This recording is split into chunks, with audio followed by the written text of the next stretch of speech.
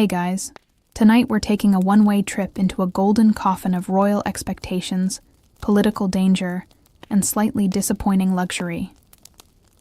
You wake up as the almighty Pharaoh of ancient Egypt, crowned, adored, and maybe just a little constipated. Your head is pounding from incense overload, your back sticks to the linen sheets, and someone is already outside your door, ready to bathe you like a sacred toddler. So, before you get comfortable, take a moment to like the video and subscribe, but only if you genuinely enjoy what I do here. And let me know in the comments where you're listening from and what time it is there, because I promise pharaohs didn't have time zones. Now, dim the lights, maybe turn on a fan for that soft background hum, and let's ease into tonight's journey together. You open your eyes to dim golden light and the scent of frankincense thick in the air. You're lying on a carved stone bed, padded with animal skins and embroidered linen sheets that feel strangely damp. The air is still and too warm, like sleeping inside a bakery oven. A high priest is already murmuring outside the curtain of your sleeping chamber. It's dawn, and as pharaoh, that means it's time to be divine. You sit up slowly, and the jewelry starts clinking. Gold collar, bracelets, armlets, and anklets. You've apparently slept in half the national treasury. The linen you're wrapped in is sheer and soft, but scratchy in all the wrong places. A servant enters with a solemn bow and offers you scented oil and a portable spittoon. You're not allowed to look tired, but your face feels puffier than a baked date. This is your first hour as pharaoh, and you already feel like you need a nap. You swing your feet down onto cool tiles. They're polished and beautiful, etched with lotus patterns, but dangerously slippery. You walk like a toddler learning to ice skate as 3 attendants circle you with trays, one with perfume, one with sandals, and one holding an ibis feather just to fan your face. You can't tell if the feather is for cooling or for swatting flies, but either way, it's not working. Outside your bedroom, a lineup of temple officials waits to escort you to your morning blessing ritual. But wait. No time to eat, no time to stretch, and absolutely no time to go to the bathroom. The high priest says the gods are watching. Well, let's hope they blink. As you walk through the corridors of your palace, everyone bows, too low, too often. They don't make eye contact. You're a divine ruler, but also somehow a ceremonial puppet. They smile like you're a sunbeam, but something in their eyes says, I'm praying you trip. You reach the sacred balcony overlooking the Nile. 100 laborers are already bowing in the sand. Someone hands you a bronze scepter. You raise your arm stiffly toward the river and say the rehearsed blessing, hoping you remember which god handles what. Osiris? Ra? Sobek? One of them is probably in charge of plumbing. The crowd roars. The sun beats down harder. Sweat trickles down your back, and you're expected to look majestic. You wonder if the previous pharaohs ever felt this itchy under their wigs. Back inside, it's time for divine consultation, which sounds important, but is really just a team of advisors asking for permission to do things they were going to do anyway. A priest reads aloud from a scroll about harvest projections. A general mentions Nubian unrest. Someone else talks about dreams involving a hippo with wings. You nod seriously. You're pharaoh. You are wisdom incarnate. Also, you're falling asleep sitting up. Historians still debate how much power pharaohs actually had. Some say they ruled absolutely. Others argue they were mostly figureheads used by priesthoods and bureaucracy to stabilize divine legitimacy. Either way, you're not exactly calling the shots here. You're the face on the coin, and someone's already planning to melt it down. Eventually, you're led to a private chamber to change robes, because a different ritual needs a different color scheme. The new linen outfit is tighter, heavier, and smells like lotus root and goat. As you're redressed like a sacred doll, a servant whispers news. Your cousin has requested an urgent audience. Something about a sacred cat disappearing. Again. You take a deep breath and look in the polished bronze mirror. You're painted, perfumed, robed, and reverent. But behind your eyes is a single very modern thought. I did not sign up for this. You're barely done adjusting the weight of the latest ceremonial necklace when a soft knock signals the arrival of your beauty team. Not stylists, not barbers. These are trained temple servants, sworn to purity and specialized in making your divine face camera-ready for eternity. Their tools include obsidian blades, clay jars, and a suspicious bowl of something that smells alarmingly earthy. You're seated on a low stool by a window, where the heat is already beginning to seep in through carved sandstone. A young servant starts applying green eye paint made from crushed malachite. Another lifts your arm and dusts the inside of your elbow with a chalky yellow powder. Natron, they say. Deodorant, but with the exfoliating power of road gravel. And then comes the highlight of this sacred self-care routine. Crocodile dung. Yes, it's real. You try not to flinch as a third servant mixes a grayish paste with honey and dabs it gently on your chest and shoulders. It's sunblock, they claim. The mixture's antimicrobial properties are praised in temple scrolls. You're not sure if this is medical wisdom or high priest hazing, but either way, it's smeared all over your divine body now. Historians still argue whether these treatments were symbolic, medicinal, or both. Some modern researchers have found antimicrobial benefits in ancient recipes using dung, honey, and oils. Others think it was about spiritual protection as much as skincare. But either way, you, the mighty Pharaoh, are now coated in reptile poop and smelling like a fruit market on fire. Next comes the wig. Your head is shaved clean every few days to prevent lice and promote the shining head of wisdom look. But that sun is unrelenting. So the servants bring out a heavy ceremonial wig made of braided human hair and beeswax. It smells like smoke and syrup, and you pray it doesn't melt before lunch. You sit still, as gold earrings are twisted into place, and a wide collar of inlaid turquoise is tightened around your neck. It looks stunning. It weighs roughly as much as a toddler. You nod politely while pretending not to wince. Outside, drums are starting. The morning temple procession is assembling.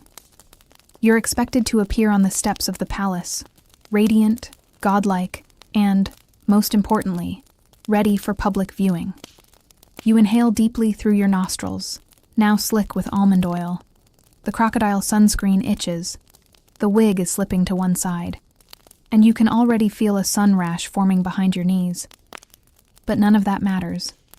Your image is being carved into stone today, possibly forever. You can't show discomfort, confusion, or a sneeze, because if you sneeze during a sacred rite, people might take it as a sign from Horus, and then someone might die. You're led to the outer steps with a fan-bearer trailing behind. The scent of lotus flowers has been scattered on the path. Trumpets, actually just hollow reeds, blast in celebration of your appearance. You raise a hand in greeting. People cheer. You blink into the blazing sun and try to look godly while sweat rolls down your back like an unwanted anointing. To your left, a priest chants a hymn. To your right, another priest smears a paste of date juice and myrrh onto your arms to seal divine essence. You nod solemnly, trying not to gag. A sacred ibis bird poops on the altar. No one reacts. This is your daily routine, a performance of divinity. And every person in the courtyard believes in it. Most of them, anyway. Whether they're terrified, devoted, or just doing their job, they see you as the bridge between gods and mortals. And here you are, wondering if you can politely excuse yourself to scratch your armpit. You return to your chamber for a brief interlude. A servant helps you out of the ceremony robes and into something more casual. Just 2 necklaces instead of 5. You're offered a bowl of crushed dates, a cup of sweet beer, and a damp cloth for your face. It helps. A little. But there's no such thing as downtime for pharaohs. Another scroll arrives. A provincial governor is demanding more grain. The scribes begin reading correspondence aloud while you eat. The papyrus crinkles. A fly lands on your eyelid. You do not react, because you are divine. You are radiant. And apparently, you are also allergic to crocodile dung. The morning rituals are over, for now. You're allowed a short window of quiet in your private chamber, which sounds peaceful until you realize it's actually breakfast time. And breakfast, like everything else in your royal life, is a bit of a performance. You're led to a shaded terrace overlooking the Nile. It should be beautiful, but the wind kicks up sand like seasoning. You sit on a low-cushioned stool, trying to look serene while scribes whisper behind you and attendants hover with trays. The table is carved from sycamore wood and inlaid with lapis lazuli, though it's mostly covered in plates made of palm bark. On the menu today? Flatbread, onions, figs, lentil paste, and, of course, beer. Not the crisp kind you might crave after a long day. This is more like warm cereal with bubbles. It's thick, tangy, and occasionally crunchy. Historians say ancient Egyptian beer was a staple, full of nutrients. You try to convince yourself it's healthy, not horrible. The bread is stone-baked and rich with barley, also rich with sand. You take one bite and feel the unmistakable crunch of tiny grains grinding between your molars like desert toothpaste. You smile politely and chew slowly while your brain screams. Even pharaohs can't escape the sand. It's everywhere. In the flour, in the figs, in your sandals, and somehow in your scalp, despite the morning bath. The palace is magnificent, but nothing keeps out the desert. You quietly wonder how long your teeth will last. Spoiler, not long. Archaeologists regularly find royal mummies with worn-down molars and abscesses. Divine or not, nobody gets a dental plan. You're still chewing when two priests arrive, uninvited. They bow low and begin discussing a troubling omen. A crocodile was seen facing upstream this morning. One says it's a sign of rebirth. The other insists it means someone in the palace is lying. Both agree that your reaction will determine the correct interpretation. You nod, still chewing. The sand in the bread has suddenly become the least uncomfortable part of your morning. Soon, the vizier enters, his arms full of scrolls. Your divine presence is requested at a grain distribution debate. The priests step aside, only to be replaced by a team of scribes who immediately begin reading updates from the provinces. One village's irrigation canal collapsed. Another reported unusually fat pigs. You wonder if it's too early in the day to fake an illness. Historians still argue whether pharaohs actively handled administration, or whether that was just bureaucrats behind the curtain. But judging by the sheer volume of papyrus you're forced to endure before finishing your lentils, it feels very personal. Every harvest, dispute, tax delay, and animal birth ends up in your lap. Sometimes literally, when the scrolls pile too high. A servant refills your beer cup. It sloshes over and splashes onto your robe. The scribes don't even pause. They just keep reading, occasionally glancing to see if you're still awake. And you are, technically. Though mentally, you're floating in the Nile somewhere, maybe befriending a fish. Just as you finish your gritty, lukewarm meal, someone brings news that a small child has declared herself the reincarnation of Isis and has gathered followers. You raise an eyebrow. The priest says it's probably harmless. The scribe notes it in ink. You're not sure whether to laugh or worry. You excuse yourself, politely, divinely, and stand up, brushing crumbs from your collar. Your knees ache. The food sits heavy in your stomach. But the day has barely begun. There's still an audience with the temple council, a visit to the royal granaries, a mural unveiling, and, joy of joys, 2 hours of posing silently for a new statue. You don't get breaks, you don't get brunch, you get blessed. Repeatedly. You look down at your hands. They're covered in date syrup and a little fig pulp. Your sandals are crooked. The royal cat is curled up beneath your stool, snoring. For one quiet moment, you feel almost human again. Then the drum beats begin outside. Time to be divine. Again, the air thickens as you leave the terrace behind, swallowed once again by the palace's echoing corridors. The light here is different. Filtered through sandstone slats and woven curtains soaked with incense. It glows like warm honey but tastes like smoke. You follow the sound of chanting toward the temple hall, where another duty awaits. your divine consultation with the gods, or rather, with their very human intermediaries, who await you like stage directors hoping the lead actor won't ruin the show. Your sandals strike the polished floor in slow ceremonial rhythm, rehearsed so many times you no longer think about your gait. Every step is deliberate, timed to the drumming from just outside the temple gates, where the crowd believes your arrival determines the fertility of the Nile. Of course, you don't believe that. At least, not entirely. But your belief doesn't matter here. Only your presence does. You are the axis the kingdom spins on, and today, that axis must bow at 3 separate altars before the priests finish their incantations, or the sun hits its zenith. The temple walls rise around you like cliffs, each one etched with scenes of previous pharaohs offering fruit to gods, or striking down enemies with absurdly clean spears. The gods themselves gaze down from the painted ceilings. Horus, Thoth, Isis, each one staring with eyes that never blink, immortal and quietly unimpressed. As you pass beneath them, robed acolytes murmur blessings you stopped trying to translate years ago. The language is older than you, older than even the temples. All you can do is nod in time and hope you don't accidentally bless the wrong deity or curse a city into famine. Your first stop is the Chapel of Amun, hidden behind enormous bronze doors that groan with weight and ritual.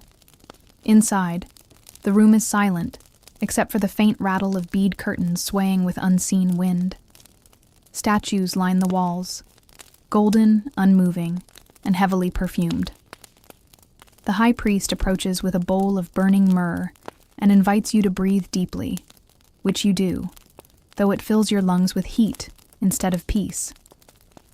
He hands you a branch of palm and gestures toward the statue, carved from obsidian, its face cracked but still watching. You raise the branch, wave it 3 times slowly in front of the god's chest, and then bow so low your wig threatens to slide off. The priest seems satisfied. He begins to recite your lineage from memory.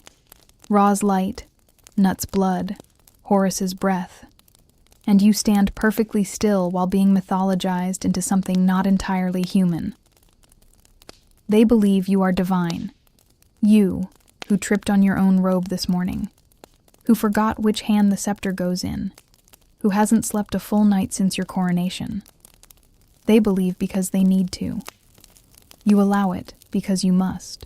Historians still argue how much real power was held in your hands. Some suggest pharaohs were little more than state-sponsored mascots for the priesthood, figureheads wrapped in linen and duty. Others insist your word could reshape laws, redirect rivers, and tear down temples. The truth, like everything else in Egypt, is buried beneath layers of sand, ceremony, and selective memory. You know only this. Everyone watches, and no one ever tells you the full story. As the priest leads you through the next passage, one that grows progressively darker with each turn, you find yourself wishing you could ask a question without it becoming doctrine. Why does the incense always smell faintly of burnt fruit? Why are the gods so demanding? Why do your feet ache so badly in sandals supposedly designed for eternal comfort? But none of these thoughts leave your lips. The last pharaoh to question protocol was erased from every monument. You still find the occasional scratch marks on old reliefs where his name used to be. At the far end of the corridor, a second altar awaits, smaller and more intimate. This one is for Sekhmet, the lion-headed goddess of war and healing.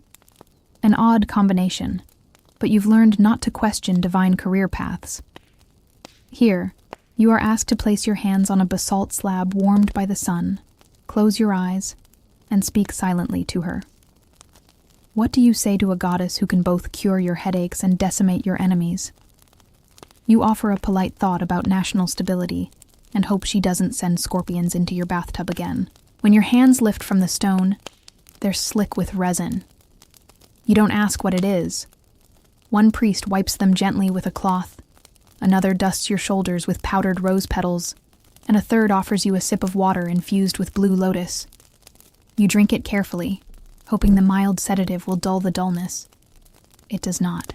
You are guided back to the main hall for the final act, the reading of omens. A group of scribes steps forward, each holding clay tablets inscribed with dreams collected from across the kingdom. One reads of a farmer who saw 3 suns rise and then fall again. Another recounts a crocodile climbing a tree in someone's sleep. The last describes a vision of you flying through the air on a golden bird, spitting fire over the desert. The priest turned to you, expectant. What do these visions mean, Pharaoh? You blink once, then twice. The golden bird might be your solar boat. The 3 suns could represent rebirth or indigestion.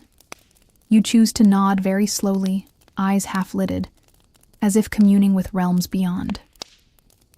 The head priest smiles and declares your interpretation confirmed. No one asks what it was. Outside, drums resume, signaling the end of the ceremony. Your spine aches from stillness. Your ears ring from the chanting. You walk back toward the light, past frescoes that depict you not as you are, but as you should be. Tall, handsome, triumphant, untouched by exhaustion. None of those figures have sweat stains on their robes. You return to your chamber in silence, the hem of your linen cloak dragging just slightly behind you. The moment the doors close, the wig comes off. You collapse onto a cushioned bench, crown slipping sideways, legs cramping beneath the weight of devotion. You lie back and stare at the ceiling painted with stars, wondering how a person can be so admired and so utterly, relentlessly trapped. You are Pharaoh, worshipped by millions, feared by generals, adored by artists. But in this quiet moment, soaked in oil, dusted with petals, and nearly cross-eyed from holding your breath for an hour straight, you feel more like a very fancy prisoner. The moment of stillness never lasts. A tap at the chamber door, a gentle ceremonial knock, precise in rhythm, signals the start of your next obligation. You rise again, bones reluctant, spirit dull, and step once more into the sun-soaked corridors of your palace, where every square cubit is painted with reminders of your supposed glory. This time, the day's challenge is not a ritual, but correspondence. Dozens of clay tablets await you, fresh from across the empire and beyond, and every one of them expects your divine attention. The scroll keepers usher you into the Hall of Records, a vast chamber cool and shadowed, with walls stacked high with shelves, cubbies, and baskets of papyrus rolls and earthenware documents. This is where the administration of Egypt actually lives. Not in statues, not in altars, but in paperwork. The room smells of ink, clay, and slightly panicked bureaucracy. Several scribes stand ready, ink pens in hand, eyes wide, robes too clean. They've likely been rehearsing how to pronounce each name correctly all morning. They begin. One scroll is from a general in the Sinai, requesting more grain rations for his troops. Another comes from a temple architect in Thebes, arguing over limestone quality. A third is less formal. An envoy from a northern province sends you an elaborate metaphor about fish migration that, according to him, is a subtle warning of impending rebellion. You try to stay focused, to nod in the right places, but your mind drifts somewhere between the 5th and 6th letter, lost in the cadence of their voices and the endless echo of official worry. It is often imagined that pharaohs ruled with absolute clarity, making decisions in thunderous finality. But the reality sounds more like this: a slow procession of concerns, suggestions, favors, and veiled threats, all delivered in flowery script and interpreted by the exhausted. Historians still argue how involved pharaohs were in day-to-day decisions. Some believe they personally approved military strategies and temple budgets. Others suggest most of that was handled by viziers and high priests, with Pharaoh acting more as a ceremonial rubber stamp. As you sit there now, eyes glazing over another long-winded complaint about irrigation schedules, you begin to understand why that theory exists. Occasionally there's a personal touch. A letter arrives written not in the stiff hand of a scribe, but with soft ink strokes and flowery grammar, an invitation from the Hittite court, or rather, a proposal. Their king wants to unite the royal families. Again. It's not the first time this particular offer has come across your lap, And you know it won't be the last. The suggested bride is described as radiant as moonlight and wise as a desert fox, which could mean anything from charming diplomat to political booby trap. You lean back in your chair, a stiff-backed wooden throne padded with faded cushions, and glance at the ceiling where cobwebs hang between painted falcons. The room is cooler than most, thanks to its position in the palace's northern wing, but the stillness feels heavy. Every word written to you is a request, a plea, a complaint, a demand. There are no letters asking how you slept. A scribe brings you a strange tablet from a distant Babylonian ally, carved in cuneiform and paired with a translation. The letter, though diplomatic, is barely concealed frustration. Apparently, the last batch of gold Egypt sent was underweight. You're accused, politely, formally, of deceit. The clay tablet finishes with a flourish. May your days be long, and your scales be more balanced in future. You stare at it for a moment, then raise a brow. The scribe nods awkwardly and tucks it back into the basket. It's not always war and worship. Sometimes it's petty accounting. A messenger enters with a basket of figs and a note from your youngest sister. The note is simple, childlike, asking when you'll visit her garden again. You stare at it for longer than anything else this morning. You imagine the garden, shaded, fragrant, full of bees and shade, and a kind of stillness you haven't tasted in months. You fold the note and tuck it into your sleeve. Then comes a dispute from two grain officials in the south, each accusing the other of hoarding, incompetence, and, oddly, stealing a sacred goose. You don't remember owning any sacred geese. A scribe clears his throat gently and informs you that both men are requesting a formal decree and your personal judgment. You nod as if considering it deeply, but in truth you're wondering how far a sacred goose can actually travel in a sandstorm. By the time the final letter is read, your head aches, not from knowledge, but from the sheer density of needing to care about everything at once. You're Pharaoh. You are justice, balance, and divine will made flesh. You are also hungry, stiff, and entirely unprepared to handle any more scrolls. And yet, the scribes bring one more, a short clay tablet from a craftsman in a desert town you barely remember. He's carved a statue of you, taller than any other in the region, and requests permission to display it in the town square. He says it will bring prosperity, if the God King agrees. He also notes that the statue's nose fell off during transport. You close your eyes and sigh. At least history will remember that part. You dismiss the scribes with a graceful flick of your fingers. They bow, withdraw, and leave the letters stacked in neat bundles beside your throne. You rise slowly, your knees protesting, and stretch your arms. You've ruled the kingdom today with words and wax seals. You've maintained diplomacy, issued judgments, reviewed construction errors, and considered an arranged marriage with someone you've never met. You exit the Hall of Records through a narrow arch, shoulders tight with fatigue, and step into the courtyard's glare once more. A falcon screeches from a column overhead. The scent of sun-baked stone and fig trees clings to the air. You pause for a moment beneath the colonnade and allow yourself a full breath. Deep, warm, tinged with the faint perfume of dried reeds. The next appointment awaits. But for now, you walk slowly, deliberately, like a man whose every step must mean something, even if all it really means is that you're not allowed to sit down again for another hour. The sun is now fully overhead, suspended in the pale blue sky like a judgmental eye. Its heat presses down on the palace walls, soaking into stone, clinging to every surface.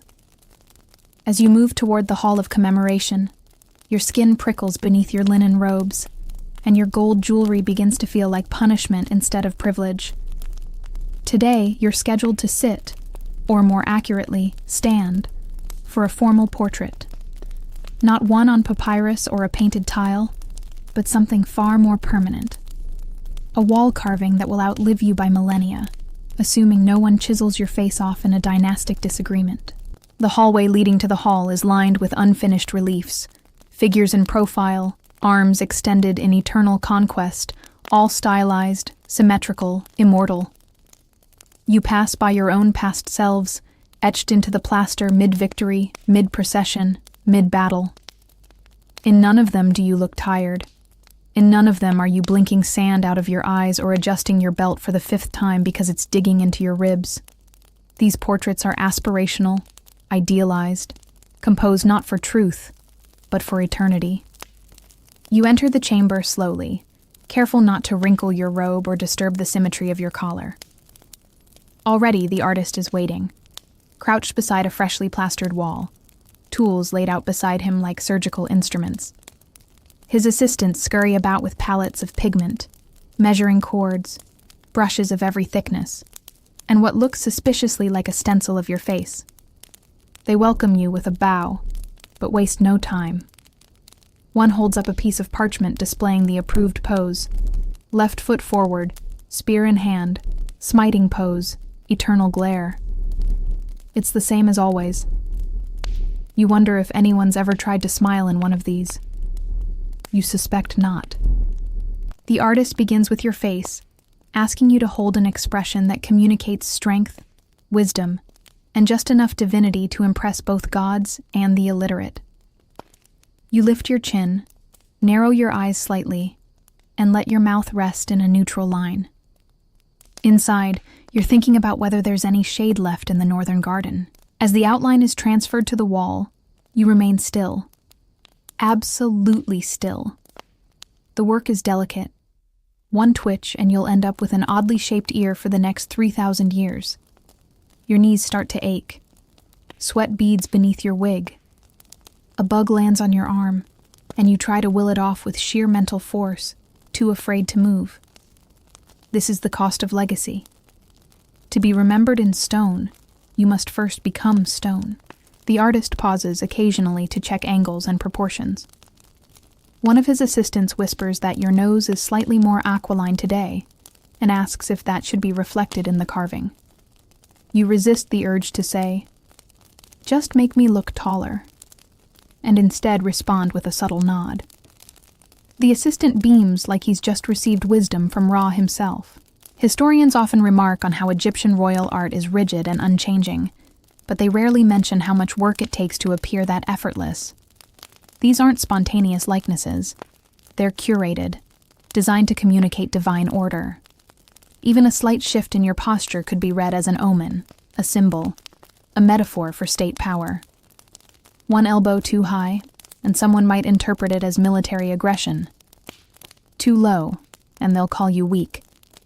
So you remain frozen, a wax figure with ambitions of being granite. After an hour, the artist moves on to the body outline. They've chosen the heroic scale, meaning you'll appear several heads taller than anyone else in the scene. Your left arm will crush enemies. Your right hand will offer bounty to the gods. Your legs will stride purposefully over the symbol of chaos. In reality, you haven't lifted anything heavier than a ceremonial staff in months. But the illusion is what matters. A low-ranking priest enters halfway through and lays a scroll at your feet. You don't move. The artist frowns, annoyed by the interruption. The priest bows and whispers that the statue shipment from the quarry has arrived, and one of the heads fell off in transport. You maintain your frozen posture. The artist gives a satisfied nod, mistaking your stillness for commitment. You say nothing, because nothing is required. Silence, for once, serves you better than speech. Eventually, you're granted a moment to rest. The artist and his team begin mixing pigments: ochre for the skin, black for the hair, red for power, blue for divinity. They won't paint today, but they want your approval on tones. You glance at the swatches, each more saturated than the last, and point to one in the middle. It doesn't matter. Time and sun will bleach them all the same in a few decades. You stretch your arms quietly, mindful not to disrupt the line markings. Servants rush to pat away sweat with soft cloths. A small breeze filters through the high lattice windows, bringing with it the scent of tamarisk and baked stone. You close your eyes, just briefly, and wonder if anyone in this room will live long enough to see this mural finished. You suspect not. Some of these works take a lifetime. This is what legacy looks like. Not a throne or a battle, but a long afternoon of standing still, sweating in silence, while others carve a version of you that never existed. A version that never blinks, never ages, never complains about lower back pain. As the team wraps up for the day, the head artist promises the final product will show you exactly as you are. Wise, invincible, eternal. You nod again. Not because you agree, but because you're too tired to argue. They gather their tools, roll up their notes, and file out like shadows across the fading wall. You step back from the plastered surface and glance once more at the outline etched into it. It already looks more confident than you feel. You exit the chamber without speaking, trailing your fingers briefly along the cool edge of the doorframe. Somewhere behind you, a young apprentice begins to trace the first strokes into wet plaster. Somewhere ahead, the next ceremonial obligation waits. And somewhere deep in your ribs, just under the weight of that polished gold collar, you begin to understand that eternity is built one aching pose at a time. The palace, for all its grandeur, grows suffocating in the afternoon. Its endless corridors echo with the shuffle of sandals and whispers of servants trying not to be noticed. You've been given half an hour to change garments before the evening court meets. Though the word change is misleading, you don't get to choose anything. The wardrobe is ceremonial. Every thread, bead, and amulet is determined by astrologers, court tailors, and priests who argue over which linen weight best appeases Hathor. During the dry season, inside the dressing chamber, 3 attendants remove your current robes and replace them with a longer, heavier garment stitched in gold thread. They dust your shoulders with ground lapis lazuli, tie a belt around your waist, then adjust a different ceremonial wig onto your freshly shaved head. The weight of it tugs gently at your temples. It smells faintly of beeswax, almond oil, and something you can't quite name, something older than language, older than kingship, maybe older than Egypt itself. Once your appearance meets divine standards, you're escorted to the harem wingnut for leisure, but for diplomacy. The royal household's more political institution than personal retreat. It's a complex network of wives, half-sisters, foreign princesses, and highborn concubines, each placed carefully for the sake of alliances and stability. Most outsiders imagine this as a place of luxury, indulgence, perhaps even you'll know better. The corridors leading to the harem are dim, hushed, lined with painted murals of dancing girls and sacred animals. The women inside are educated, observant, and far more dangerous than their silk veils suggest. You step through the high arch and the atmosphere changes immediately. Laughter here has it. Every glance contains subtext. Even the air is warmer, heavier, somehow with perfume and tension. You're greeted by 3 women each. One, technically your wife. No, you've had perhaps a dozen conversations with them combined. One presents you with a bowl of pomegranate seeds. Another offers wine, cooled with lotus leaves. The third simply smiles too widely. They call you beloved of the gods, but you can feel the calculation behind their words. Every phrase is measured, every gesture real. You sit in the center of the great hall, beneath a painted ceiling of stars and reeds, and allow the harem scribes to read the household reports. One daughter has learned to play the lute. Another has fallen ill and requested divine blessings. There's been a disagreement between 2 princesses over a piece of embroidered fabric. You are expected to rule on it. You issue a vague decree about sharing and balance, which is translated into 3 different dialects and interpreted 6 different ways.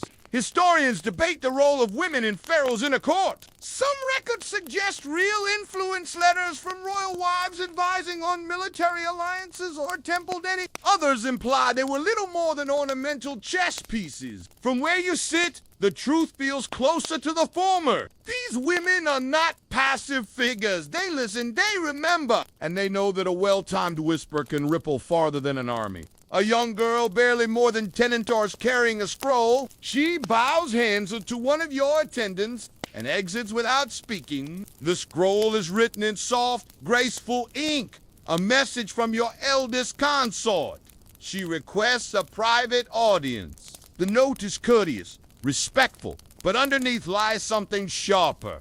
She hasn't seen you in weeks. The foreign wives have grown louder, and her señorson is beginning to ask questions about succession. You read the scroll twice, then fold it carefully and tuck it into your sleeve. Succession! That old serpent, even in a household of plenty, it coils in the background, hissing softly through silken curtains and jeweled Every mother sees a crown. You've watched the glances between them, the silent competitions, the games masters' poetry contests. No one says the word power, but it's there. In every song, every smile, every shared pomegranate seed. You rise slowly from your seat, signal the end of the formal gathering, and retreat to the colonnade overlooking the inner garden. Jasmine vines curl up the stone columns. The pool below reflects the sunset in ribbons of copper and indigo. You lean on the railing and exhale. From here, the palace looks serene. But you know better. Behind you, the harem wing stirs like a nest of silken teeth. A dozen dynasties could be born or broken there. You feel their eyes, even now curious, watching, calculating. Somewhere among them walks the mother of your or the mother of your downfall. This, too, is part of kingship. Not just the rituals and wars, but the quiet politics of hallways lined in linen and gold. You are Pharaoh. You are worshipped, adored, protected. But in the most intimate wing of your home, you are also observed, dissected, and silently tested over and over again. The sun slips lower. The air cools slightly. A servant approaches with a folded note.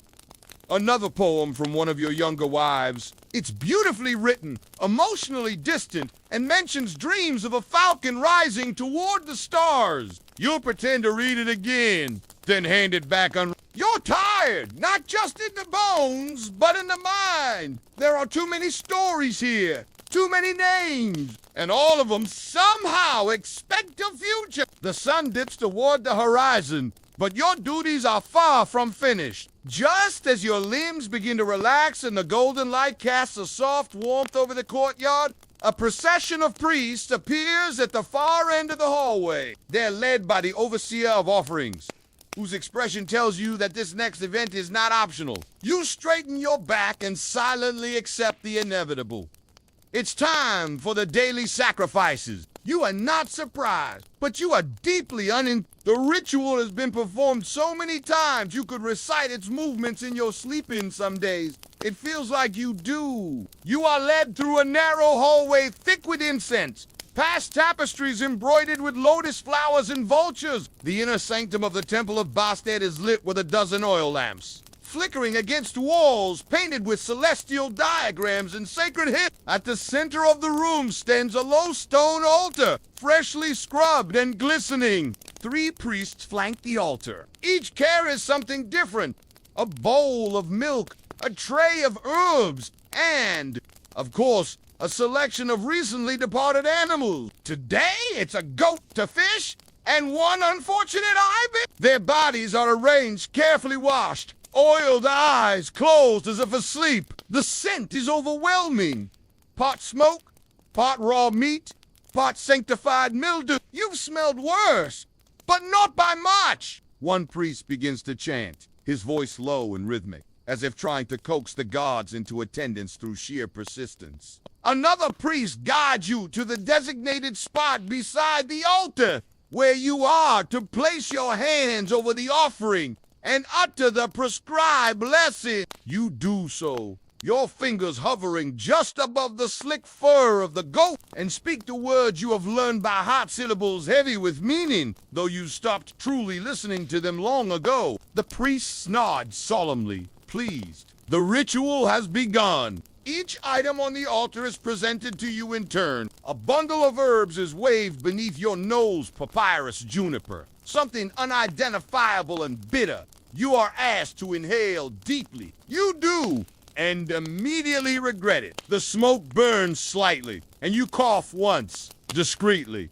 behind a raised sleeve. The priest pretends not to notice, and the chant continues. The next step involves a symbolic offering of the goat to the heavens. 2 temple attendants lift its body, turn it toward the open skylight, and hold it aloft. You are expected to raise your scepter and declare it accepted. You do.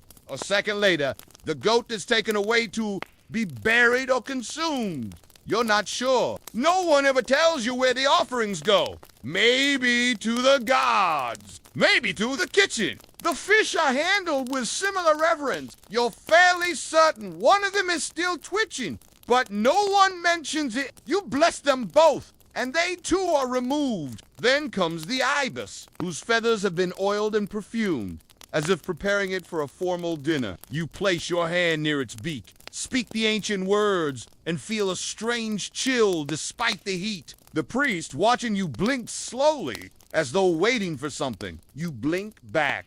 Historians often note the Egyptian obsession with Death Knot as something grim. But as a transition, a cycle, a constant companion to life, offerings were a bridge between worlds. To feed the gods was to feed eternity. Still, standing here among the smell of burnt feathers and wet stone, you can't help but feel that the only thing being nourished is the illusion of control. The chant rises in tempo. The oil lamps flicker higher, and the head priest approaches with the final gesture, an anointing. He dips a carved ivory wand into a thick paste and raises it toward your forehead. It smells of cinnamon, myrrh, and something metallic. He touches it to your skin, murmuring a prayer that declares your soul aligned with the divine order of the cosmos. Your face feels sticky. You resist the urge to wipe it off.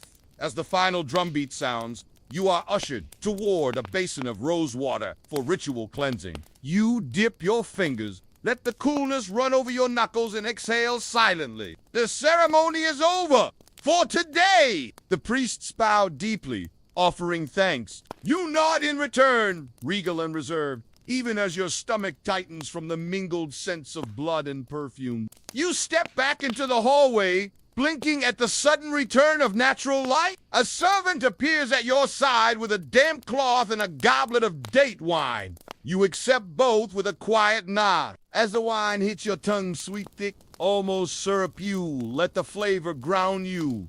The air outside smells better already, fresher, quieter. Walking slowly now, you pass through the colonnade leading back toward the residential wing. The evening breeze is finally stirring, brushing against the stone columns and fluttering the hem of your robe. Somewhere in the distance, a cat. Sacred! Of course! Everything is sacred here. Even the goats. Even the silent. Your feet ache. Your shoulders throb from standing so long. But most of all, you feel hollowed out by performance like a statue that keeps getting lifted and placed. Turned just so, but never truly moved.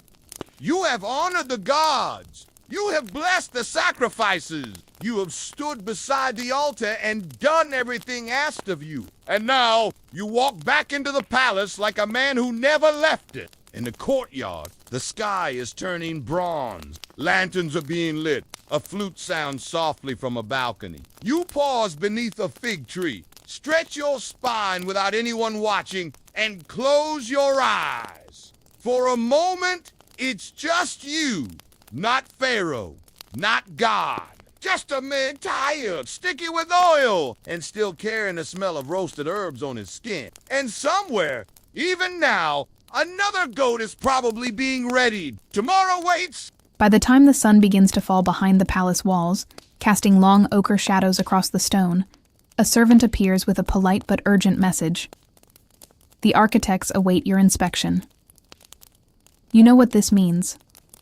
Another visit to the pyramid site, where progress is measured in stacked limestone, delays, and the hopeful optimism of men who haven't worked a day in gold-threaded sandals. You set down your half-finished goblet of wine, Wipe your hands and follow the procession of scribes, advisors, and engineers through the west gate. The journey is not long, but it is unpleasant. The desert path is hot enough to soften sandal leather, and the wind does nothing but blow sand into your mouth and eyes. The caravan includes 2 oxen, a chariot you don't bother riding in, and a small entourage of fan-bearers who manage to stir only more hot air. By the time you reach the outer edge of the construction zone, your wig has shifted slightly, and your robe is collecting a fair amount of dust, making you look less divine, and more like a cake left out too long. The pyramid rises before you, stark against the golden sky, as both monument and metaphor. It is your tomb, your legacy, your nation's greatest public works project, and also your largest headache. A foreman bows deeply and begins reciting statistics. How many blocks were added this week? How many workers fell ill? How many measurements were revised due to sun-misaligned shadows? A phrase that means they built it crooked and didn't notice until today.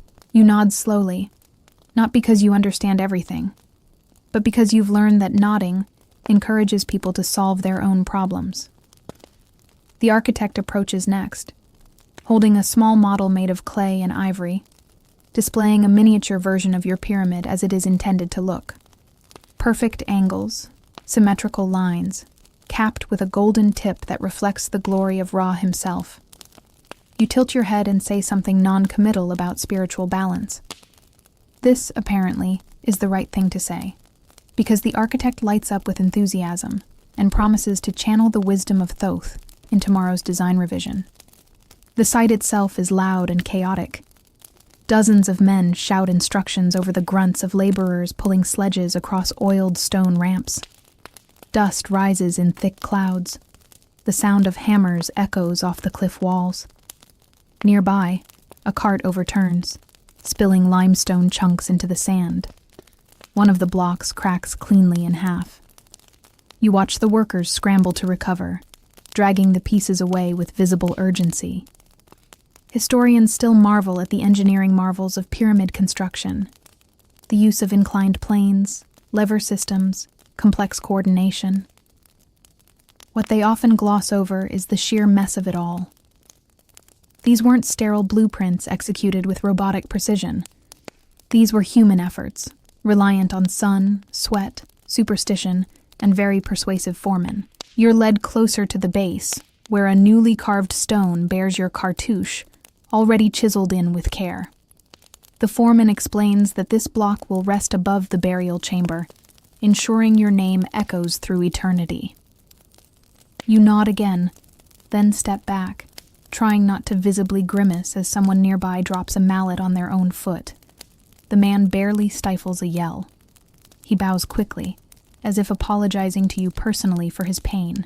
At the edge of the site, a team of overseers waves you over to inspect a row of decorative pillars. One of them is leaning slightly, the top misaligned by a few inches. You say nothing at first. Then, with the practiced cadence of someone who's delivered too many polite corrections, you suggest that perhaps the pillar should better reflect celestial order.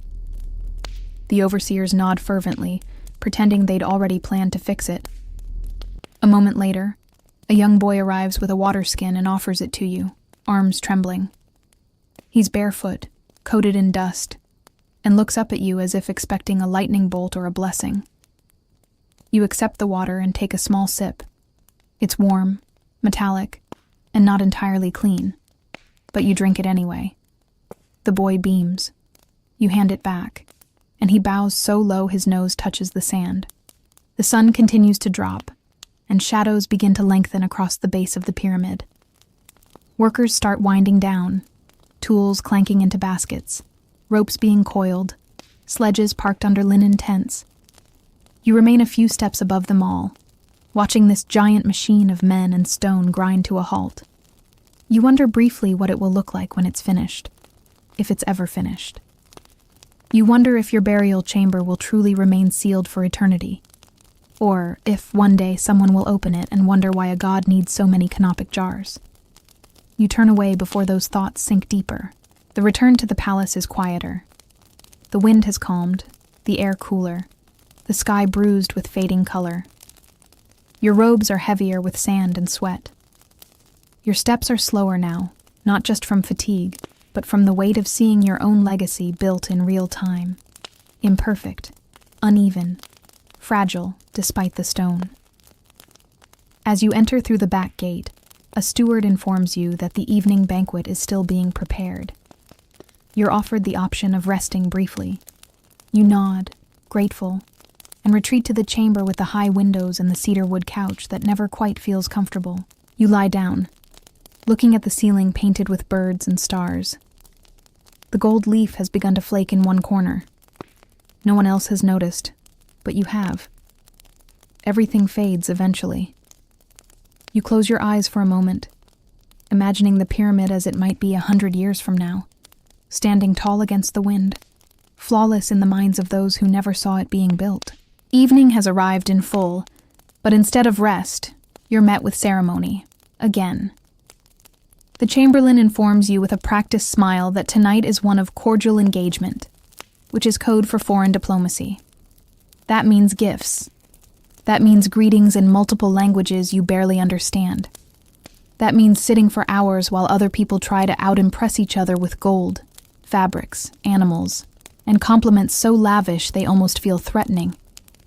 You're led to the hall of reception, where the marble floor has been freshly polished and incense burns so thick it curls around the columns like mist.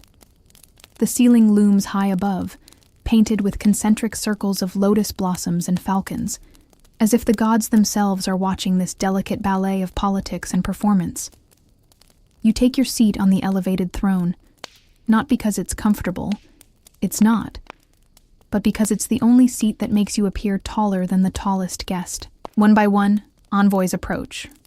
First, a man draped in turquoise silk bows deeply and presents you with a chest of lapis and ivory, imported from distant kingdoms where the sea is wide and the laws are stranger.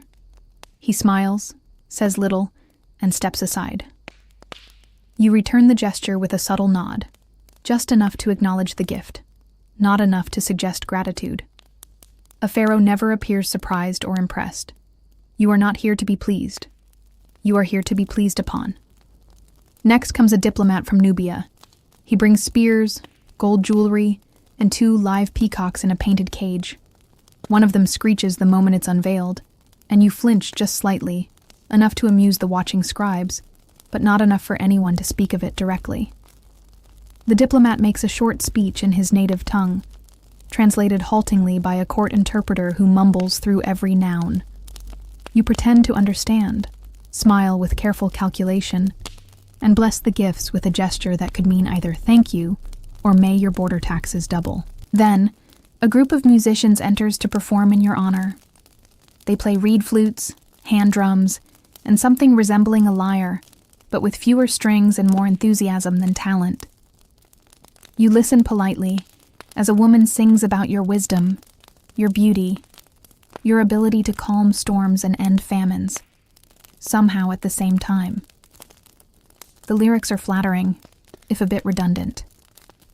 The refrain repeats your name 6 times per verse. This is diplomacy in your world. Not the hammer of war, but the silk of theater. These people come not because they love you, but because your gold makes them nervous, your armies make them cautious, and your droughts make them desperate. Every compliment is a request. Every gift is a negotiation. Historians still examine these exchanges with fascination.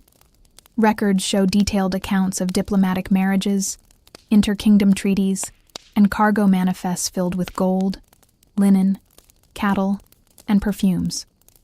But the truth feels more awkward than elegant. These meetings are less about peace and more about pressure, everyone pretending that no one is afraid. You watch a Syrian envoy place a carved wooden horse at your feet. It's small, delicate, beautiful, and also deeply symbolic. You've seen similar ones in years past, sometimes followed by proposals, sometimes by insults. This man offers it with a bowed head and a carefully neutral expression. You ask if it's a gesture of goodwill. He says yes. You ask if it's a toy. He hesitates. The court laughs quietly. The moment passes, One of your scribes leans in to remind you to present your own gifts in return. You rise slowly, motioning for the items to be brought forward. Bolts of dyed linen, 2 silver bracelets, a jar of ceremonial honey, and a miniature statue of the god Ptah, all wrapped in reed mats and tied with papyrus ribbon. You deliver the gifts without speech, letting your stillness imply the importance of your gesture. The visiting delegates bowed deeply, clearly unsure if they should open them now or later. No one moves. That's how they know it's working. A final guest approaches, this one different. She is a princess from a border province, sent not only to flatter, but to possibly join your household. Her attendants kneel, her translator stammers, but she stands straight, eyes clear. She offers no gift, just a short phrase practiced carefully. Your kingdom is my future. Her accent is sharp, her voice steady. You smile, not too much, just enough to register approval. The banquet ends slowly. The guests are guided out, the music fades, and the scribes begin organizing the notes from the evening. Who brought what, who said what, and what was not said at all. You remain seated for a while, sipping warm wine and staring at the flickering torches along the far wall. You are tired, again, not from effort, but from restraint. Diplomacy requires stillness, unreadable expression, and a mind that can translate gestures faster than languages. You are Pharaoh. You are the final word in every alliance. And yet, you spoke barely 20 sentences. The hall empties around you, and servants begin clearing away dishes. Roasted duck untouched, bread crusts already stiff with air. The gold cups are returned to their shelves. The peacock squawks once more, now covered with a cloth to silence it for the night. You watch it being carried out, wondering vaguely if it will end up in the aviary or tomorrow's stew. As you rise to return to your chambers, you step around the gifts collected at your feet. You recognize none of them. They will be inventoried, stored, or repurposed before morning. Even the most lavish offerings will be forgotten, replaced by tomorrow's version of the same ritual. You walk slowly down the corridor, the echo of your sandals muted against the thick woven mats. The night air waits for you outside, cooler now, scented faintly with mint and distant jasmine. You pause at the open window, gaze toward the dark horizon, and exhale. Not satisfaction, not relief, just breath. Diplomacy is done for now, but the requests will keep coming. They always do. Sleep would be the logical next step. Your body aches in that quiet, heavy way it does when weariness has settled into the bones, and your eyes are beginning to blur at the edges, struggling to keep pace with the flickering torchlight lining the corridor. But there is no sleep yet. Not while your physicians hover outside your chamber door with scrolls in hand, jars of ointment strapped to their belts, and an unsettling level of excitement about the opportunity to inspect your pulse. You recline on a cushioned couch as they enter, 5 of them, each in varying states of old age and confidence. They bow low and begin their work, first by asking how you feel, a question they've never really expected you to answer. You tell them your joints ache, your breath feels shallow, and your temples have throbbed since the second sacrifice this afternoon. They nod solemnly, as if these symptoms are not merely expected, but actually fortunate. One of them immediately uncorks a jar of fermented honey and goat fat, which he calls a cleansing salve of divine sweetness. Another crushes a dried plant into a paste on a bronze tray, muttering a prayer under his breath.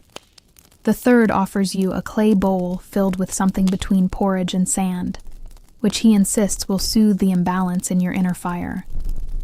You stare at it, then back at him, and gently suggest you might try the ointment first. Ancient Egyptian medicine was advanced for its time.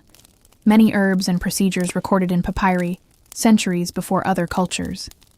But it was also woven thickly with ritual and belief. Every symptom had a spiritual echo, every cure a symbolic charge. Historians still debate how effective these treatments were. Some evidence suggests surprising success with antiseptics and wound care. Others point to prescriptions involving crocodile hearts and scarab beetles ground into paste. Tonight, you seem to be receiving both the best and worst of what history remembers. The physician in blue robes examines your tongue with a small copper hook. He frowns as if it has personally insulted him and nods to his colleague, who responds by presenting a small linen pouch tied with reeds. It contains powdered mold, carefully cultivated on barley bread, an early form of penicillin, though no one knows it yet. They mix it into a thick paste, press it onto your palm, and wait for your skin to absorb its supposed virtues. As they work, another physician reads aloud from the Scroll of Inner Winds, a lengthy document listing every known cause of imbalance in the human spirit, including jealousy, moonlight exposure, and proximity to noisy birds. You do your best not to laugh as he intones a particularly dramatic line about curses hiding beneath fingernails. You glance down at your own hands, which are still stained with ink from the letters you signed earlier. He notices. You quickly tuck them under your robe.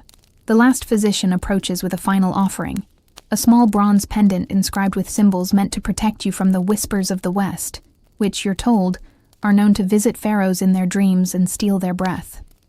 He places the pendant around your neck, steps back with reverence, and bows again. You feel its weight settle on your chest like another unspoken expectation. They leave you after one last check of your pulse, measured by the rhythm of your wrist against a linen thread, and assure you that by morning, your headaches will be gone, your spirit realigned, and your humors fully restored. You nod, grateful not because you believe them, but because they do.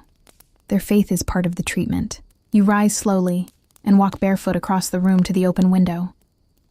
Outside, the sky is ink black, dotted with stars so clear they seem close enough to touch.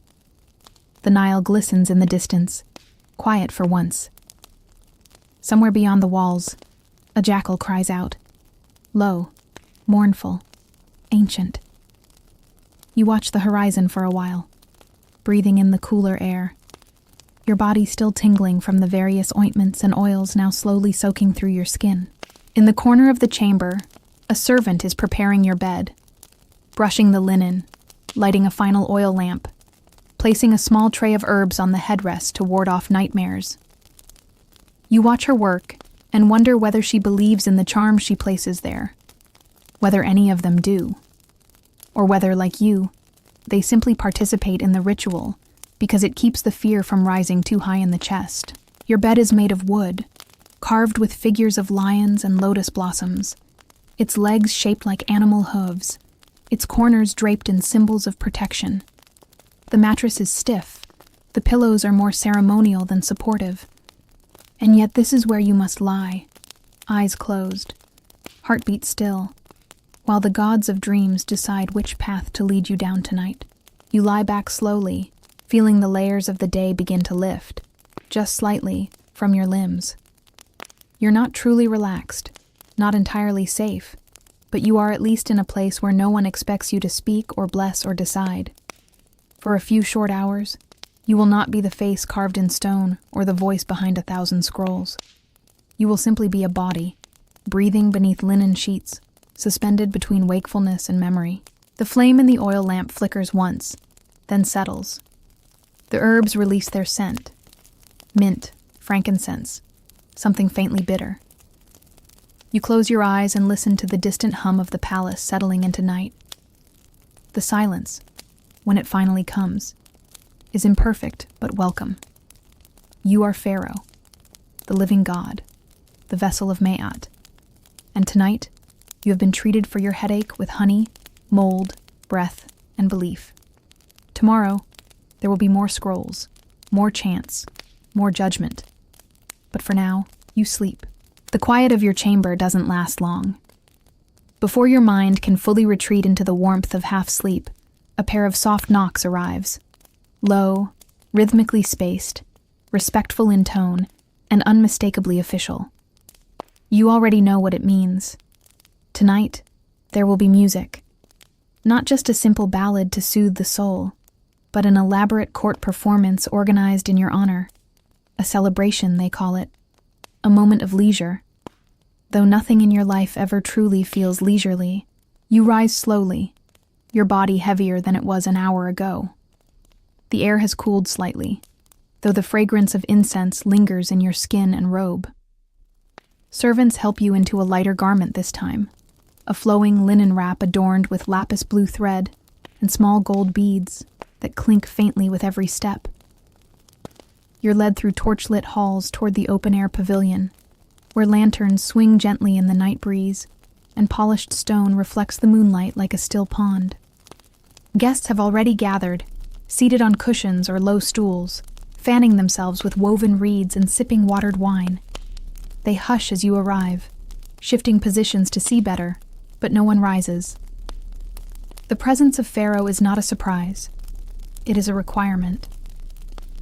You take your seat on the central platform beneath an awning of woven papyrus, its corners pinned with lotus blossoms and tiny copper bells that chime at the movement of air. Then, the performance begins. A group of young dancers steps forward, 3 men and 4 women, each barefoot, their ankles wrapped in bells, their wrists adorned with shells. They move in slow, swirling patterns, arms slicing through air with hypnotic rhythm. Their movements are graceful, yet deliberate, as if they're not just entertaining, but translating something unspeakable through motion. You watch them closely, not out of fascination, but because that's what's expected. The Pharaoh must appear deeply moved, no matter how many times he's seen the same choreography under slightly different moonlight. Behind them, musicians join in. Flutes, hand drums, lyres, and rattles made of bone and polished seeds begin to weave a melody that drifts over the crowd like fog. The music is pleasant, soft at first, then more urgent, as if building toward something sacred. The rhythm shifts with each movement of the dancers, and then comes the surprise. A frog chorus. Yes, actual frogs. From the shadows, 3 boys appear holding shallow reed baskets, each filled with live frogs. The croaking begins as the boys gently stir the creatures with reeds, coaxing them to sing in what the high priest once called a harmonious tribute to the fertility of the Nile. It's absurd. It's charming. It's tradition. And now, you have to smile, just slightly, while pretending this is exactly the moment of artistic transcendence you'd hoped for. This is the kind of spectacle that court poets will record in florid language. Pharaoh sat beneath the stars while creation danced before him. In truth, you're mostly trying not to laugh as one frog hops unexpectedly out of its basket and causes a young dancer to leap back in surprise mid-routine. Still, the show goes on. A fire juggler steps forward next, bare-chested and oiled, carrying 2 blazing torches. He spins and flips them, then balances one on his chin, while the other makes dizzying loops around his legs. The audience claps softly. Clapping loudly is considered vulgar, and someone begins chanting your name in slow repetition. You glance toward your advisors to gauge whether this is spontaneous admiration or staged homage. Either way, you nod with regal stillness. Then comes the poetry. A tall, robed performer enters the stage carrying a scroll. His voice is deep and overly theatrical, as if trying to awaken ancestors with every syllable. The poem praises your deeds, your birth under the light of Sirius, your mercy in sparing the lives of disrespectful architects. Each stanza grows more grandiose, more obviously fabricated. By the final verse, you're apparently capable of making fish leap into boats and taming sandstorms with a single glance. You listen quietly, sipping wine that's now gone tepid in your hand. The moon has risen higher, and the breeze has grown stronger, lifting the corners of the awning and causing the bells to chime out of rhythm with the music.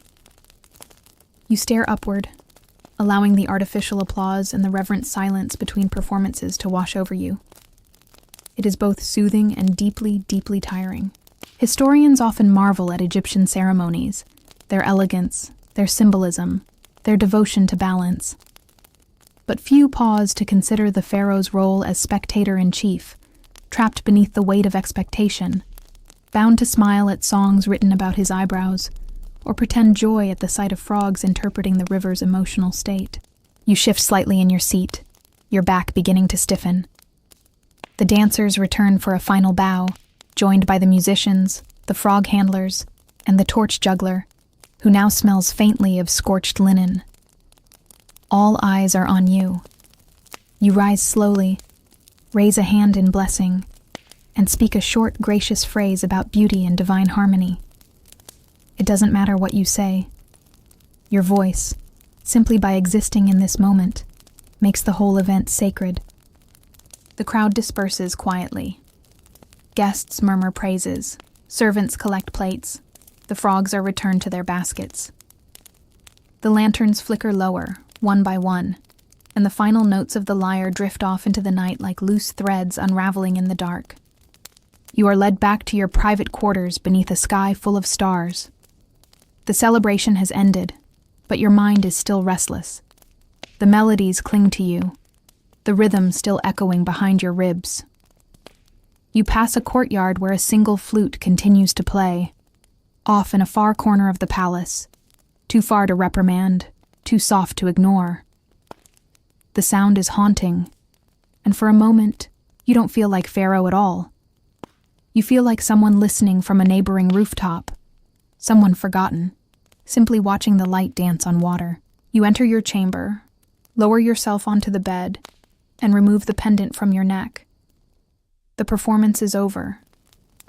The torches outside your window have burned low. You exhale through your nose and close your eyes, and just before sleep takes you, you hear one final croak from somewhere in the distance. Still sacred, still ridiculous, still Egypt. Despite the lingering perfume of wine and lotus in your chambers, sleep proves elusive. Your body is heavy, your eyelids ache, but your mind refuses to dim. Too many duties, too many eyes, too many layers of performance woven into a day that never truly ends. The oil lamp by your bedside flickers its last, casting a slow golden shadow on the far wall.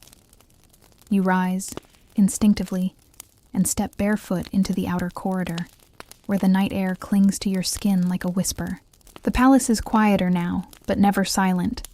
From somewhere deep within the complex, you hear the distant hum of drums.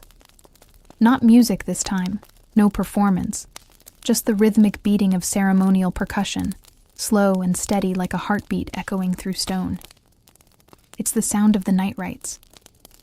You've heard them every evening since your coronation, yet they still feel eerie, as if something ancient is shifting beneath the floors with each beat.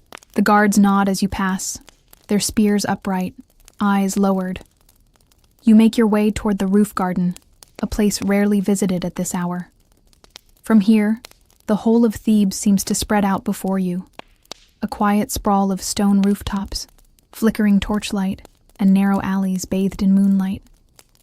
The Nile glistens far in the distance, dark and wide like a ribbon of sleeping ink. And still, the drums continue. They are deeper now, slower, as if time itself were walking uphill. You sit beneath the fronds of a date palm growing from a ceramic basin, its leaves rattling gently in the breeze. You lean back, feeling the stone behind you still warm from the day's sun. The scent of the city drifts upward. Burned oil, dust, dried fish, the faint sweetness of figs. Your crown is gone. Your makeup has smeared. Your robes are simple tonight, and still, you are Pharaoh. But right now, you feel more like an insomniac than a god. Then you hear them, footsteps, bare, light, deliberate. A priest approaches, dressed in ceremonial white. He bows silently and offers you a single sentence. The shrine is ready. You nod, rising without a word. You know the path. You've walked it in every season. Tonight, though, it feels different. You follow him into the lowest halls of the palace, where the ceilings shrink and the stone grows colder. Here, beneath the temple grounds, lies the inner shrine of Ma'at, the embodiment of balance, truth, and cosmic order. It's not large, just a small room carved from limestone, adorned only with a single painted eye, a scale, and the glyph of a feather. There are no statues here, no gold, just silence and responsibility. A square mat is placed in the center of the floor. You kneel upon it, facing the painted wall. The priest withdraws without a sound. This is not prayer in the traditional sense. No one watches, no one listens. This ritual is not about being seen. It is a space where the Pharaoh confronts the day and measures himself against it. Honestly, privately, without mask or pose. The teachings say you must reflect on your words, your silences, your decisions. You are to weigh your heart metaphorically, just as it will one day be weighed literally against the feather of Mayat in the Hall of Judgment. You think of the scrolls you dismissed today, the verdicts you gave not from truth, but from exhaustion, the blessings you whispered without meaning them, the smiles that masked frustration. And more than anything, you think of the children in the harem wing, your children, who do not know your voice well enough to recognize when it grows quiet with regret. Historians rarely speak of this practice. They write about courtly rituals, about sacrifice and legacy, but they rarely mention the lonely weight of internal judgment. Pharaohs are remembered in monuments, not in their midnight reflections. But still, night after night this room remains, and night after night, you return. You don't speak aloud. There is no need. You sit in silence for long minutes, letting your thoughts run ragged until they slow, like a river calming at the edge of flood. The stone beneath you is cold. The air is dry. The scale painted on the wall never wavers. It simply waits. And then you rise. Quietly. Slowly. No one is watching. No one marks the moment when your shadow leaves the wall and joins the flickering torchlight behind you. On the way back to your chambers, the drums have faded into a low, distant murmur. The palace corridors are emptier now. Just you, your footsteps, and the lingering scent of cedar oil from torches nearing their final breaths. You reach your doorway and pause. You look back once, just once, at the silent hallway behind you, at the stillness, the emptiness, the space where you exist only in motion, only in duty. And then you step inside, cross the threshold, and lie down once more. You are Pharaoh. You are divine. And you are, at this hour, just someone trying to fall asleep without the weight of your own thoughts crushing you. Sleep comes, but it does not stay. Your eyes close. Your limbs drift into stillness. But something restless stirs just beneath the surface. Something ancient, familiar, and impossibly vast. In your dream, you're walking through the Valley of the Kings, though the landscape shifts like sand beneath your feet. The cliffs are taller than you remember. The air is dense, heavy with the scent of myrrh and desert rain. The sky is not dark, but glowing, filled with constellations you cannot name, though you're certain they are watching you. Ahead lies your tomb. You recognize it, though it has not yet been built. The walls shimmer with carvings that flicker between past and future. You see your own face, youthful and wise, then older, then skeletal, then gone. There are hieroglyphs that rewrite themselves as you pass, phrases you've seen in scrolls whispered about in secrecy. He who rules the land must first be ruled by time. Your footsteps echo without sound. The tomb breathes. You descend the steps alone. At the base of the chamber, you find yourself face to face with a judgment scene, just as the priests promised. The scales of Ma'at are before you, gleaming in unnatural light. On one side, a feather floats, impossibly still. On the other, your heart. It does not beat. It waits. You do not speak. There is no one to appeal to. No advisors, no scribes, no chance. Just the feather, the heart, and the stillness. Then a voice, not from above, but from within the stone itself, rumbles through the chamber. What did you leave behind? Leave. You open your mouth to answer, but no words come. Not because you don't know, but because everything you've left feels too heavy to fit into language. The statues, the scrolls, the decisions, the silences. You think of the gold, the monuments, the rituals, and then, behind all of it, the people. The workers who hauled your name up a pyramid ramp, the children whose futures you bartered for border peace, the wives who sang when you passed but wept behind curtains. You try again to speak. Nothing. The chamber waits. The scale does not move. You wake before you learn the verdict. Your skin is damp. The sheets cling to your back. The room is dark, but not silent. Somewhere outside, the wind has picked up, rattling through shutters and whistling between columns. The torch in the hallway has gone out, and for a moment, the palace feels like a tomb itself. Silent, endless, carved in memory. You sit upright slowly, rubbing your temples. Your pendant, the one the priest gave you to protect against the whispers of the West, has twisted backward around your neck. You turn it forward again, more out of habit than belief. A knock sounds at the door. Soft, hesitant. A servant enters with a scroll. It's early, too early. But something has happened. You're not surprised. Something always happens. The scroll is from the high priest. He writes of a dream, a vision that struck during the third watch of the night. In it, the Nile rose without warning, flooding the eastern fields and washing away grain stores. A divine warning, he says. A message that must be interpreted before dawn.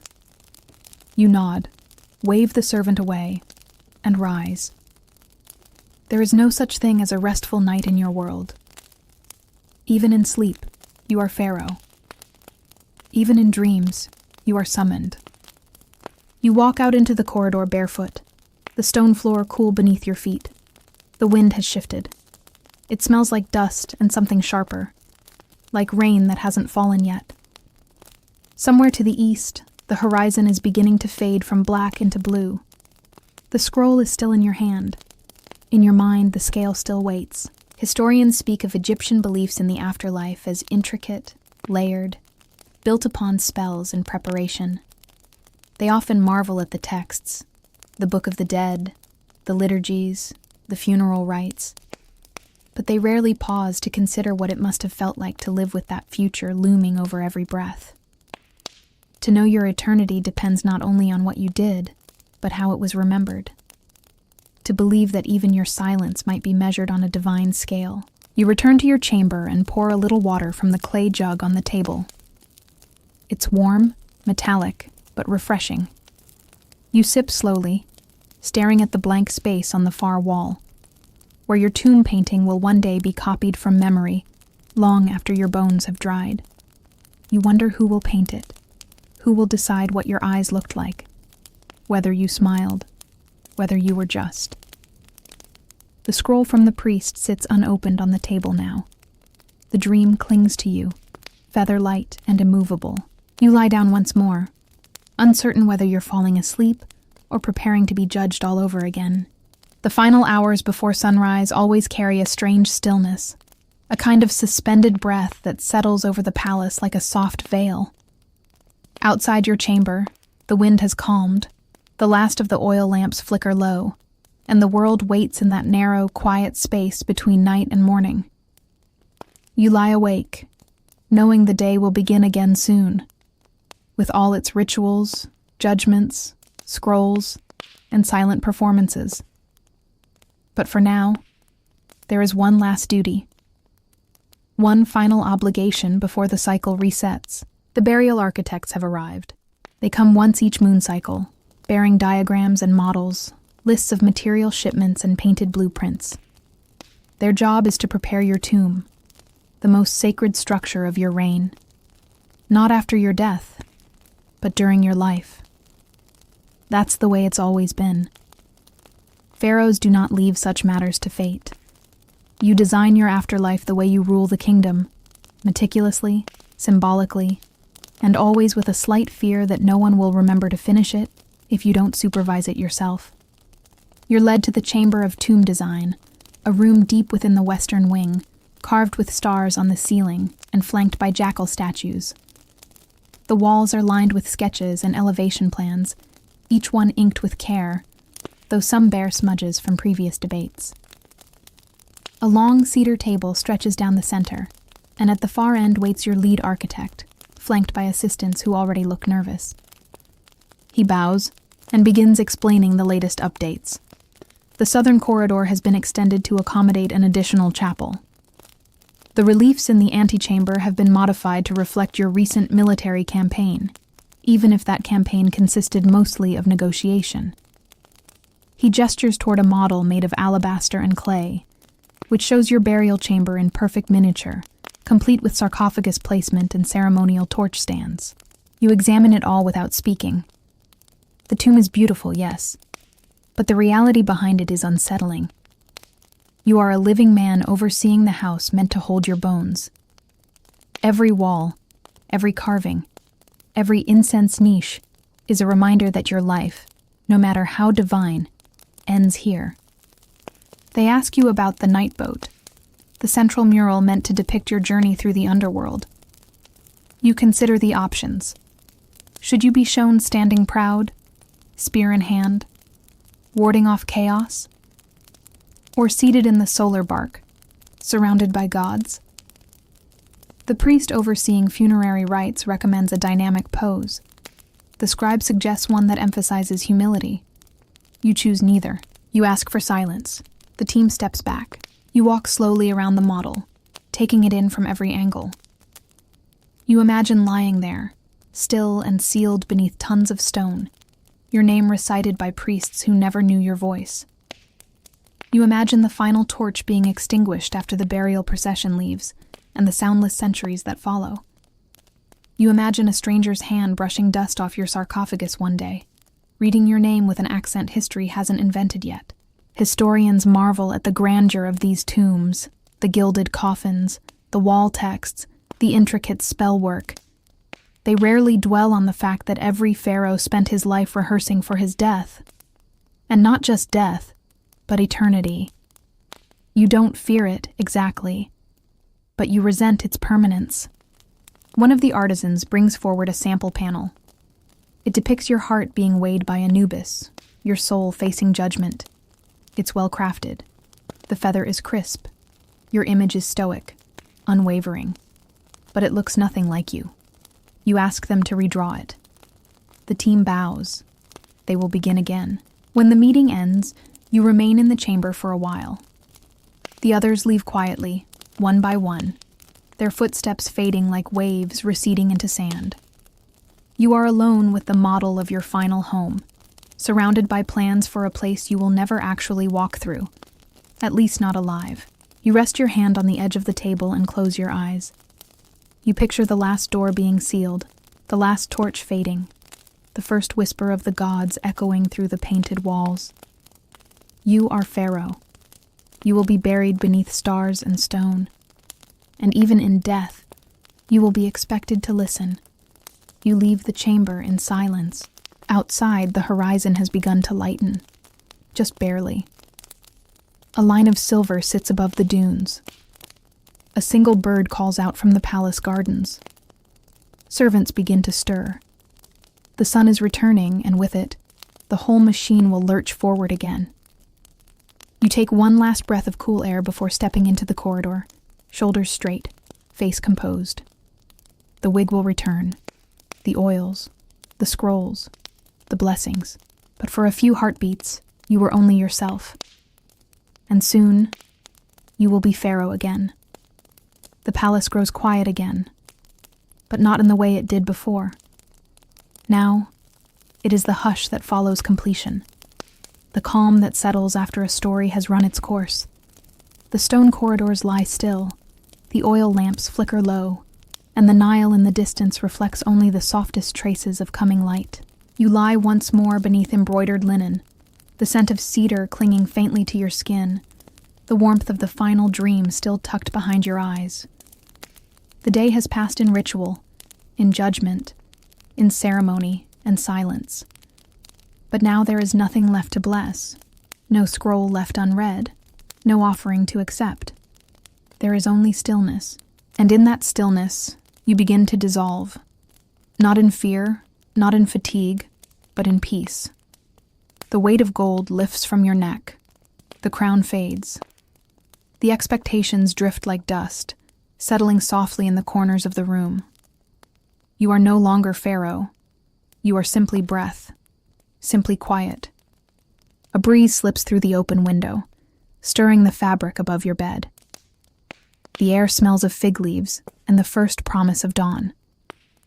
Somewhere below, a servant extinguishes a final torch. The flame snaps, then disappears. Your eyelids grow heavier. The stars outside begin to fade, one by one, retreating behind the rising sky. And as your body sinks deeper into the linen, and your thoughts grow slower, gentler, more distant, the world around you exhales. The gods, the chants, the names carved in stone, they can wait. For now, there is nothing you must do, no one you must be. Just rest, just sleep. Good night, Pharaoh.